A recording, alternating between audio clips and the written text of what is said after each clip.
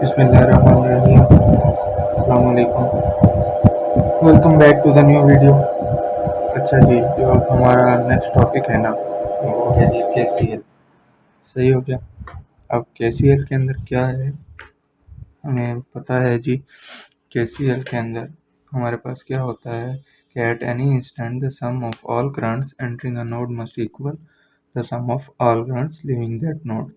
मतलब क्या होता है कि इसके अंदर हम summation of all currents in, जो इन हो रहे हैं, और समेशन ऑफ करंट आउट, जो सारे आउट हो रहे हैं। ठीक हो गया, एक नोड से। सही हो गया। तो ये हमारा होता है। अब फर्ज करते हैं हमने ये एक सर्किट ले लिया, ठीक है। इस सर्किट के अंदर अब हम एज्यूम करते हैं करंट की डायरेक्शंस को, करंट कहाँ से कहाँ जा रहा है।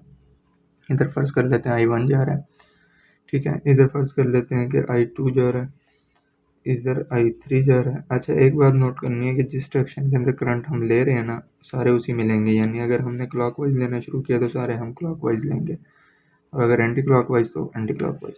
तो अब इसी तरह ये क्लॉकवाइज है तो इधर भी क्लॉकवाइज। I4 आ गया, यहाँ पे भी क्लॉकवाइज, ये I5 आ गया, और यहाँ पे भी क्लॉकवाइज जो I6 आ गया। ठीक हो गया। अच्छा, अब यहाँ पे अगर हम KCL लगाएं तो KCL के अंदर हमारा क्या होगा कि नोडल एनालिसिस होगा। हर नोड के ऊपर हम देख रहे होंगे कि कौन सा करंट इन हो रहा है, कौन सा करंट आउट हो रहा है। सही हो गया। तो अगर हम नोड ए की बात करते हैं, सही हो गया। नोड ए पे हमारे पास क्या है जी, ये जो करंट है ये इन हो रहा है I1, ठीक है। I1 इन हो रहा है और I2 आउट हो रहा है। सही हो गया, उसके अलावा कुछ नहीं है। इसी तरह अगर हम बात करें हम नोड बी की, ये बी है हमारे पास। इसके अंदर देखें I2 इन हो रहा है, I3 और I4 आउट हो रहा है। तो I2 इन है, I3 प्लस I4 आउट है, ठीक है। तो नोड सी के ऊपर अगर हम देखें तो हमारे पास क्या आ जाएगा कि I4 इन है, I5 और I6 आउट है। I4 इन, I5 plus I6। Node D के ऊपर अगर हम देखें तो उसके ऊपर क्या हो रहा है कि I3 इन है, I5 इन है, I6 इन है, क्योंकि आपको पता है ये वाला जो है ये टोटल एक ही नोड है हमारे पास।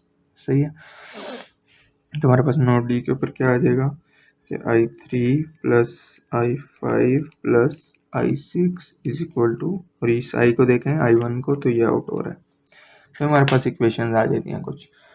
सही है, यहाँ से हमारे पास एक KCL लग जाता है। अगर हम अब कोई एग्जांपल देख लें इसके ऊपर, फर्ज करते हैं कि हमारे पास I2 और I3 हमारे पास नोन है, ठीक हो गया। और हमें फाइंड आउट फर्ज कर लेते हैं कि I4 करना है, ठीक हो गया। अब यहाँ पे कोई वैल्यूज़ भी ले लेते हैं इसकी।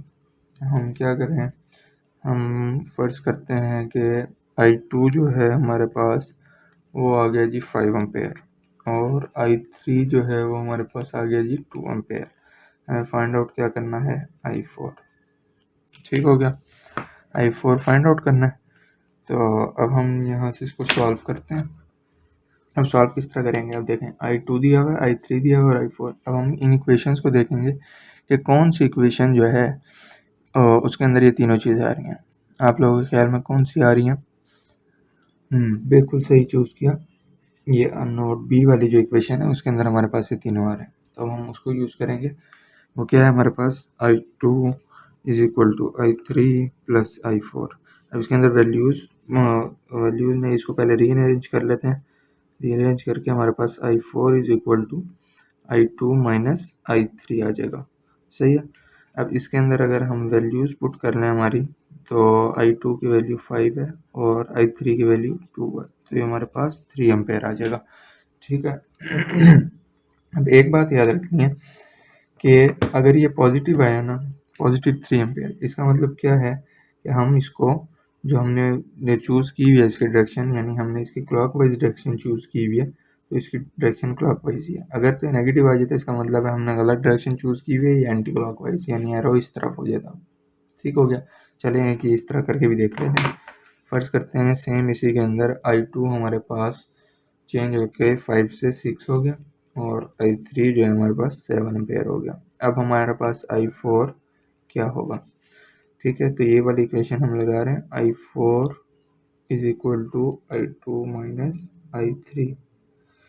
सही है, I4 की वैल्यू हमारे पास क्या आ जाएगी, I2 हमारे पास अब क्या गिवन है 6 और 3 क्या है हमारे पास 7।